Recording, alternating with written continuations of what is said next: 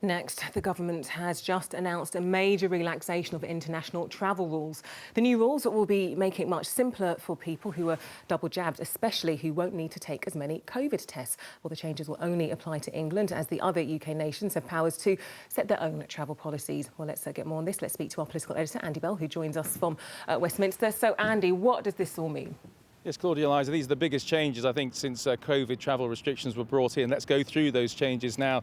The main change is that the amber list has been scrapped. Countries will now be divided instead into the red list and the rest. There will still be some testing applied to countries if you're coming back from a country that is defined as the rest. And for red list countries, you will still have to go into hotel quarantine. The other big change is that the day 2 test you have after arriving back in the UK has had to have been a PCR test. That can now become a much cheaper lateral flow test. Also, the pre-departure test taken as you were flying back into the UK before you took off from the country you'd visited, that is going to be scrapped, so that's going to go as well.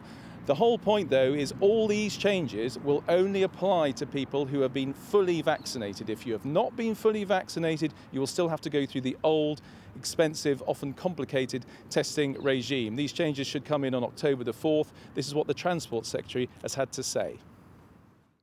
We wanted to bring a new, simpler, easier to navigate and cheaper system as well. And so we brought this in to the new year at the very least. And the purpose is to make it easier for people to travel without the bureaucracy, without so many tests, and with a greater level of certainty now that we've got so many people vaccinated.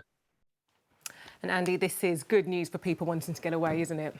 Absolutely, and we should also say that 8 countries have been taken off the red list as of next week, and those countries include Turkey and Pakistan. But yes, this should be a lot better for people who have been trying to travel. It's been frustrating for a number of people who have been going abroad, as we found out when we caught up with some travellers at Gatwick. We was originally going to Marrakesh, but it's on a curfew, so we didn't want to risk it.